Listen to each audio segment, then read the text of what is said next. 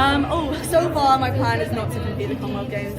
I think we've got a busy summer with the Europeans and the Worlds, and I've done 3 championships before in a year and it was tough, but Big news just dropped. Keely Hodgkinson made a huge call, and it changes everything about her summer. She is the Olympic champion. She is the fastest woman indoors ever at 800 meters, and now she is walking away from one big event. But don't panic, she is not hurt, she is not done. This is a smart move, and the real reason is bigger than you think. So what is she skipping? The Commonwealth Games in Glasgow. That event kicks off in July and runs into August, packed with top athletes from all over. Hodgkinson has a history there. Back in 2022, she took silver at the Commonwealth Games in Birmingham. Kenya's Mary Moa Moa shocked everyone, flying past her and Scotland's Laura Moore at the very end to snatch gold. Hodgkinson was supposed to win. She didn't. People still bring that race up today. For years, Glasgow fans hoped she would come back for revenge. Now she is skipping it completely. Here is why. Just 8 days after Glasgow ends, the European Championships start in Birmingham. Same summer, same country. 2 huge events way too close together. She had to pick just one. She chose Birmingham. In her own words, it is not about fear, it is about too much on her plate. She said this year is already packed with Europeans and other big meets. She has done 3 championships in 1 year before, and she knows how tough that gets. She loves racing in front of home fans, but she had to choose what mattered most. She also said she will still cheer on the Commonwealth Games, just not as a runner. But here's the part most fans don't know. This choice goes back to pain from her past. Hodgkinson battled a bad hamstring injury before. It wrecked a huge part of her season. She even had to skip her own hometown meet, where she had planned her first world record attempt. That injury dragged on for months. She could only race a few times all year. Still, she fought through it and grabbed bronze at a world championship, even though gold was expected. Watching her season fall apart like that was brutal for a champion who had never faced anything like it.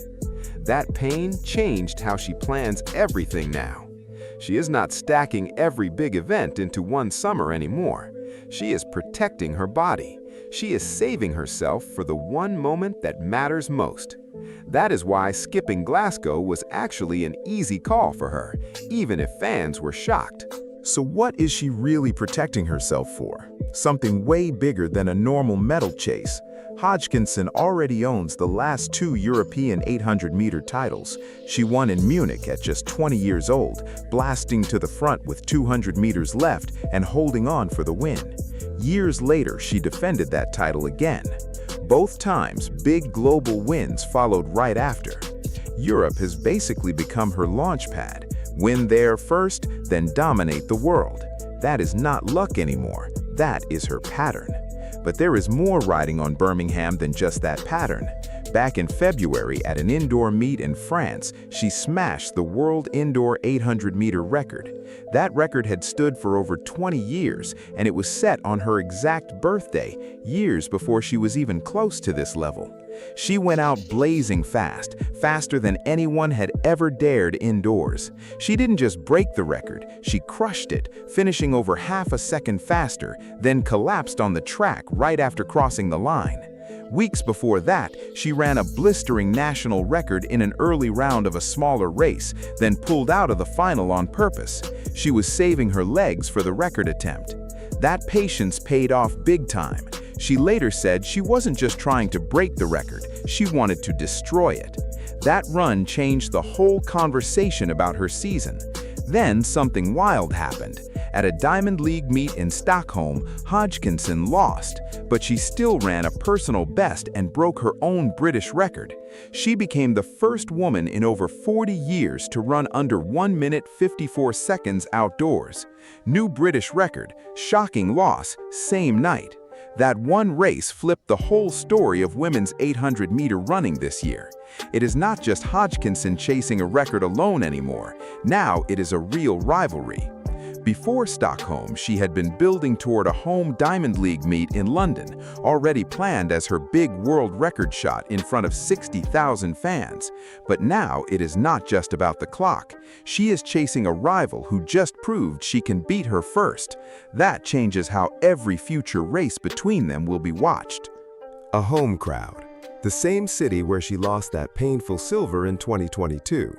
A European title she has won twice and once again. And hanging over everything, the outdoor world record, older than most runners chasing it. This is not a small decision.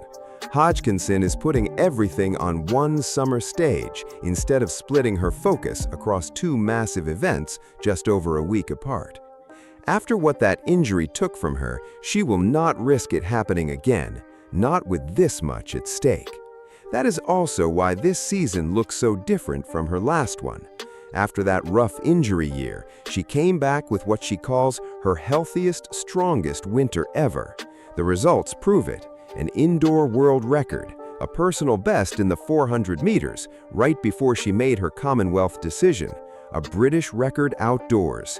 Every single race this year points to one goal. Skipping Glasgow is just more proof that she is leaving nothing to chance. Birmingham now carries it all. A European title on the line, a rival who just showed she can win, and a world record that has outlasted generations of runners just sitting there waiting. If Hodgkinson brings her very best, skipping one championship could give her the perfect shot at something even bigger.